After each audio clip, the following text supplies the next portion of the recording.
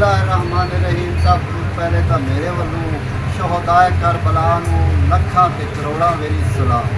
वो शहदाए करबला जिन्हां के इस्लाम वास्ते अपना सब कुछ कुर्बान कर दिता। कत्ले हुसैन असल में मर्जे यजीद है, इस्लाम जिंदा होता है हर करबला।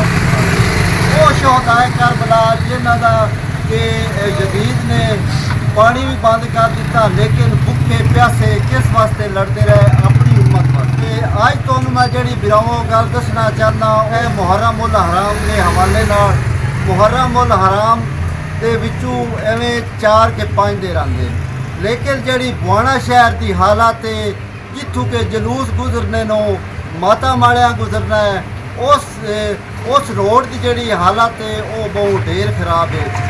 असी डीसी चनियोट नूं आवाम की तरफों ते अपनी तरफों ये अक्सा है बई जेड़े ये रोड है नो त्रुटे बने हुए नो, इत्थों जलूस वाला गुजरना है। एक तो इत्थे रात नूं स्ट्रीट लाइट का इंतजाम किया जाए, उस तो इलावा जेड़े आ राह हैं त्रुटे बने हुए ये बनवाए जाए। इन्हां रोडां की मुरम्मत कराई जाए ताकि जेड़े जलूस के गुजरन वाले शुरका नो उन्हां नूं किसी परेशानी का किसी तकलीफ का सामना ना हो।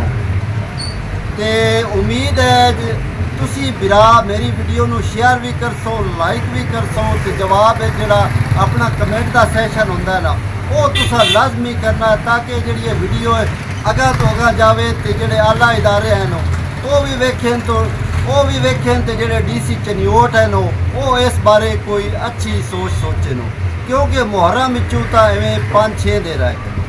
अगर ये रोड ना बने तो जोड़े जुलूस के शुरका हैं उन्होंने बड़ी मुश्किलात का सामना होना है। इतनियां ही गल्लां जे जिंदगी दी इजाजत, जे जिंदगी दी मोहलत, नवीं गल्लां दे नाल तुहाडी खिदमत दोबारा हाजिर होसा। अपने मेज़बान अख्तर रजोका नूं दिओ इजाजत। अल्लाह बेली।